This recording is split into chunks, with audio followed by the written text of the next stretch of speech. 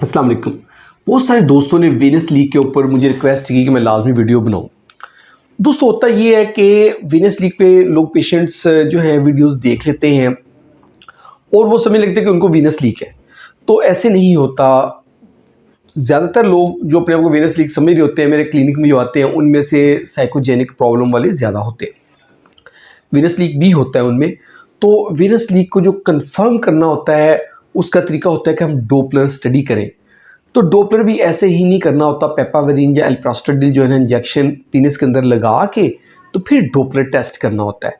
तो डोपलर में जो हमारे रेडियोलॉजिस्ट भाई हैं वो देख लेते हैं कि वीनस लीक हो तो नहीं रहा या नहीं, यानी कि जो वेन्स होती है पीनस की उसमें से ब्लड लीक कर जाता है, इरेक्शन सस्टेन नहीं रहती।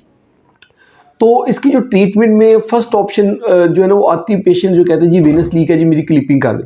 ये नहीं होता है। वीनस लीक में हम स्टार्ट में पेशेंट को जो है ना सिल्डेनाफिल, टेडेलाफिल, वर्डेनाफिल, ये जो वियाग्रा वगैरह है सियालिस ये देते हैं शुरू में, और कुछ लोगों को इम्प्रूवमेंट आ जाती है यानी कि वो बेटर हो जाते हैं तो हम उनको इन्हीं मेडिसिन पे रखते हैं। अगर इससे फ़र्क ना पड़ा हो तो हम पेशेंट को जो है ना इंट्राकैवर्नस जो है इंजेक्शन अल्प्रास्टाडिल या पेपावेरिन वगैरह लगाने का कहते हैं। ये इंजेक्शन होते हैं जो पीनस के अंदर लगाते हैं और ये वही इंजेक्शन है। कुछ लोग समझते हैं कि ये इंजेक्शन लगाएंगे तो लाइफ टाइम मसला हल हो जाएगा। दोस्तों इस इंजेक्शन से लाइफ टाइम मसला नहीं हल होता। ये इंजेक्शन सिर्फ टाइम के लिए ही होता है कि आपने जब लगाया इंजेक्शन का इफेक्ट घंटा 2 घंटे रहेगा, तब तक जो है ना इरेक्शन सस्टेन रहेगी। उसके बाद इंजेक्शन का असर ख़त्म हो जाएगा तो फिर दोबारा नया इंजेक्शन ही लगाना पड़ेगा। लाइफ टाइम ये इंजेक्शन नहीं होता।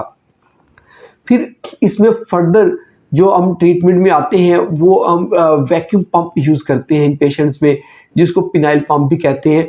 उसमें होता ये है कि एक सिलेंडर होता है, उसको हम जो है ना पीनस के ऊपर रखते हैं और वैक्यूम क्रिएट करते हैं उसके अंदर, जिससे इरेक्शन हो जाती है।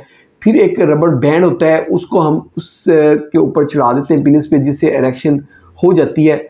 और ये एक पिनाइल जो है ना पंप या इसको वैक्यूम पंप कहते हैं, ये वाला इस्तेमाल करने से भी इसका हल होता है। ये भी टाइम बीइंग है कि जब आपने किया है तो कर लिया। अब आगे आती है बात लाइगेशन की। कुछ दोस्त पूछते हैं कि वेन्स को लाइगेट करते हैं। हम जब डोपलर करवाते हैं तो डोपलर में जो हमें वेन्स जो है ना हमारे रेडियोलॉजिस्ट आइडेंटिफाई कर देते हैं कि ये वेन्स हैं, इनका प्रॉब्लम्स है, तो हम जो है सर्जरी करके उन वेन्स को क्लिपिंग कर देते हैं या उनको हम बांध देते हैं, टाई कर देते हैं। तो होता ये है कि फिर वेन से ब्लड लीक नहीं होता। लेकिन ये बहुत केयरफुल करना होता है। सम टाइम ये होता है कि प्रिज्म में पेशेंट चला जाता है, यानी कि उनको इरेक्शन होती है और परसिस्टेंट रहती है, ख़त्म ही नहीं होती। ये एक कॉम्प्लिकेशन इसकी होती क्लिपिंग की, ये जहन में रखना होता है। और लास्ट बट नॉट लीस्ट, आखिर में हमारे पास पिनाइल इम्प्लांट की ऑप्शन रह जाती है कि हम पिनाइल इम्प्लांट लगा के इससे जो है ना परमानेंट इसका हल हम कर दें। पिनाइल इम्प्लांट के ऊपर हमने मल्टीपल वीडियोस बनाई हैं। ये थी आज की हमारी वीडियो वीनस लीग के ऊपर। अगर आप मज़ीद वीनस लीग के बारे में पूछना चाहते हैं तो आप मुझे कमेंट सेक्शन में लिखें, मैं आपको जवाब दूंगा। अगर वीडियो अच्छी लगी है तो उसको लाइक कर दें और इसको शेयर करें अपने दोस्तों के साथ जो सेक्शुअल हेल्थ के मुतल्लिक जो लिटरेचर देखते रहते हैं या जो देखना चाहते हैं।